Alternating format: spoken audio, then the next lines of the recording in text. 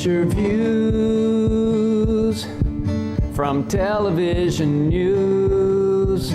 You'll only hear stories that corporations choose. You'll only get to see what they want you to see. You're gonna have to read and decide what you believe.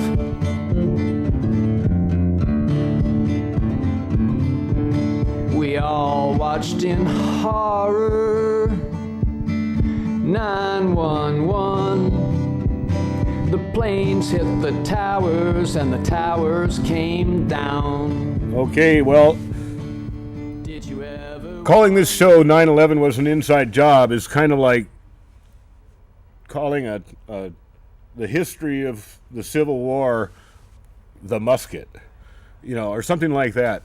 What I begin to realize is that the 9/11 was just a small tool in their repertoire. Not only that, but there were, plans going back, it looks like 40 years to take down those towers. I've got a special long interview with Alex Jones is performing the interview, but the person doing the talking is the great, oh man, now I have a mind blank on it. Oh, geez. Yeah, Dick Gregory. There, I just had to look. Boy, talk about what happens on a live TV show. All of a sudden you space out and can't even remember. The great Dick Gregory. He ran for president once. He was standing there with the people at Wounded Knee. I mean, he's an activist. He's just wonderful. He's been a hero all my life, and I'm ashamed that I've spaced out on his name. But he has a couple of interesting things to say, especially about 9/11, and he talks about Martha Mitchell, the wife of the Attorney General under Nixon, being offed because she knew about 9/11.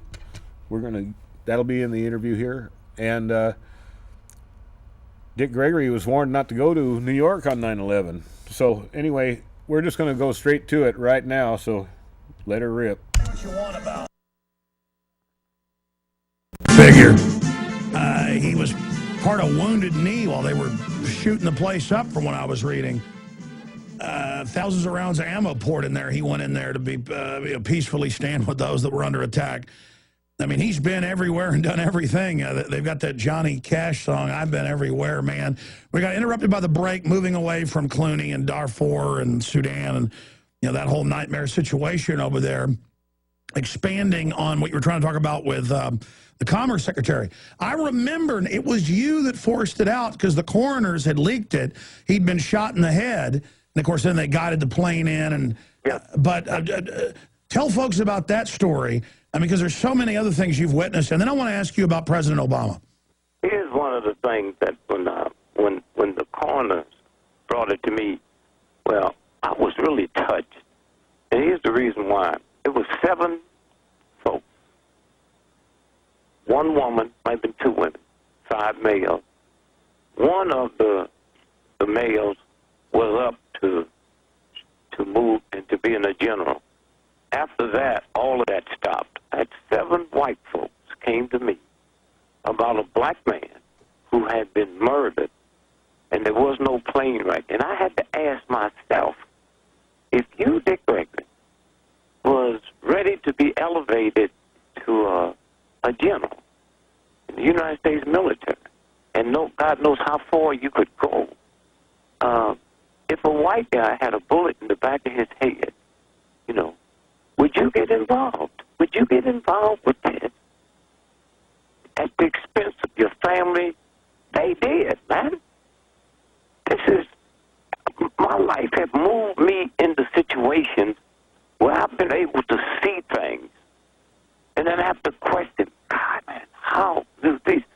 When I'm with Clooney the other day in jail, I'm thinking that's the first time he's ever been to jail.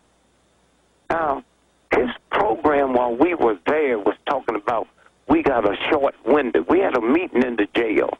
And I said, man, a bell didn't ring inside of me. If you got X amount of weeks before these people, and I said, look, let me tell you, I'm going to eat nothing but liquids until they move that blockade. I'm not interested in the war. I'm interested in all wars. Right now, look, if I fall out the 18th floor window and I come to your hospital and your doctors and teams are around and I got a broken ankle, a fractured skull, I got cracked ribs, I got all kinds of stuff, and my heart stops, huh? Everybody got to stop doing what they're doing to work on my heart. That's where I look at this problem over there. I know what this country's doing. I know. See, most black folks think white supremacy is the Ku Klux Klan. The Ku Klux Klan don't determine public policy. Most white folks don't even understand what white supremacy is. That's why when all these folks say, I saw UFOs, we were shooting at them, I'm the Air Force, can't nobody admit it. Why? Because once you admit that, white supremacy goes out the window, organized religion go out the window, and then we become earthlings. We would be earth people. And there's nothing in my grandma's head that could commit her to believe there could be a Baptist on Mars. So when you sit and look at where this is going and how much information is out here that's been tricked and twisted and all of that, let me tell you, I know stuff about that Kennedy shooting. And if you ever hear me read anything I say, I'm one of the few people that don't say when he was assassinated. But there's certain things you don't say because you would discredit yourself. I see horror stories out here.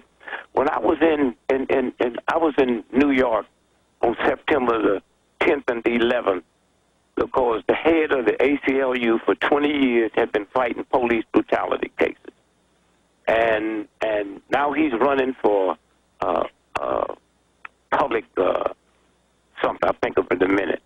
And so a woman called me, a black woman, and she said, look, this white brother here in the last 20 years have cost the New York City about $4 to $5 billion winning and settling police brutality cases.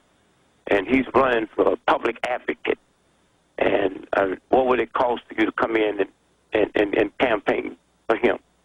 And said, I'm the one that won it. And I said, no, I know him. I'll do it for free. And here's the conditions. On the 10th, 01, I come in, we hold a press conference, and on the 11th, give me a team to go into the black community and tell black folks who this man is and take him to the polls. And I called my wife that night and said, babe, where you got me sleeping tonight? I live in Massachusetts. She said, you're not.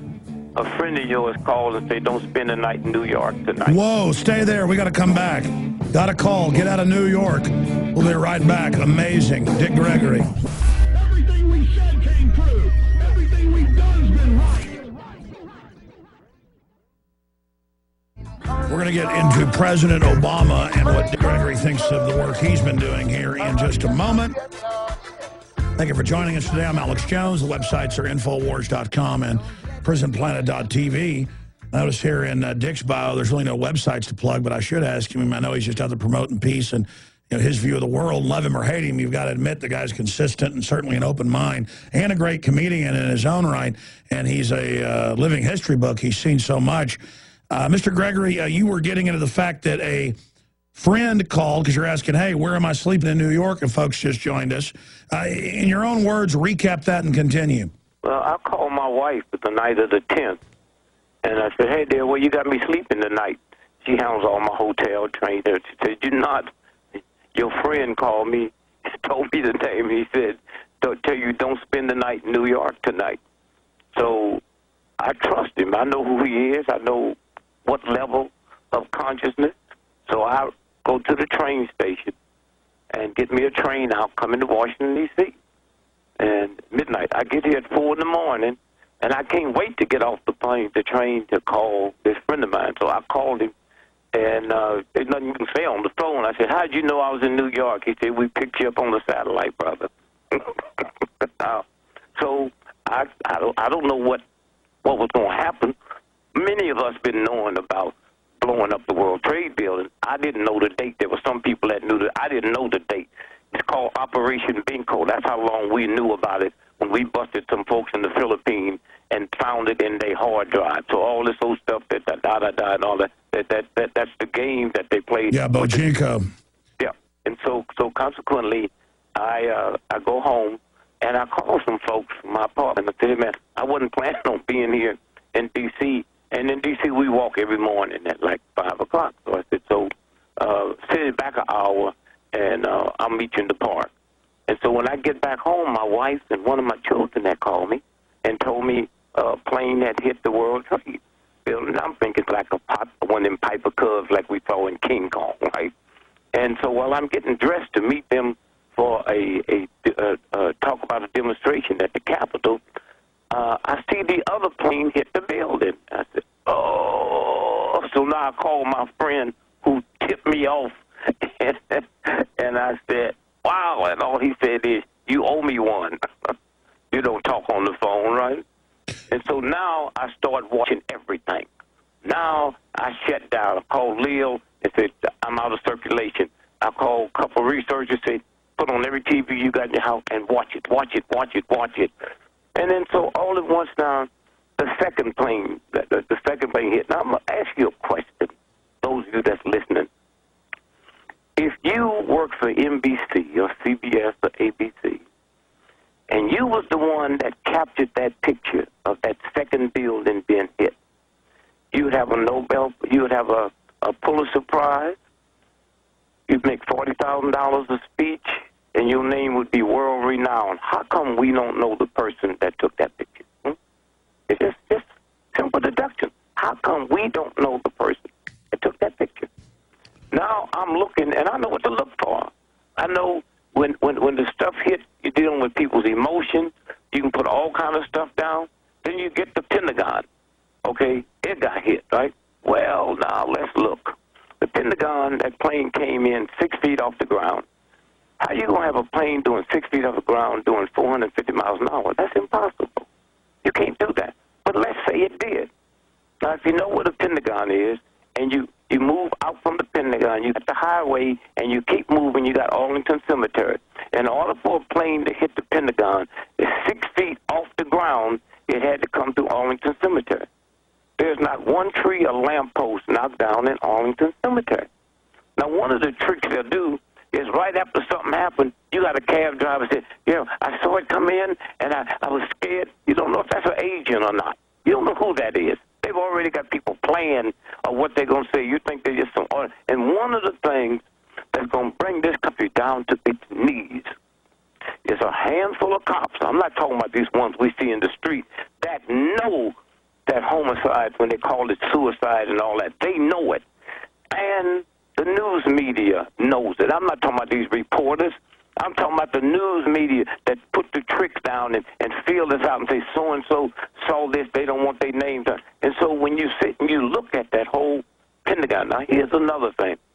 There was 5 buildings, 0 to be hit, 5 places. The World Trade Building, the White House, the Pentagon, the Sears Tower, and the big bank out there in San Francisco. Now, here's something that's interesting. Now, if nobody knew this, then why is it that nobody evacuated Baltimore? I mean, you're going to hit the Pentagon and supposed to hit the White House, and all the government activity that go on in Baltimore and all the way up the 95th corridor. You got the space headquarters and all of that. Nobody evacuated that. Nobody evacuated Pennsylvania, Philadelphia. How'd you know? I mean, how did you know it was just going to be those? And then when you go back into Chicago, they evacuated the Sears Tower. We knew that was on one of the zeros. Right down the street is the Standard Oil building, was just a couple of stories shorter. Then how come nobody evacuated?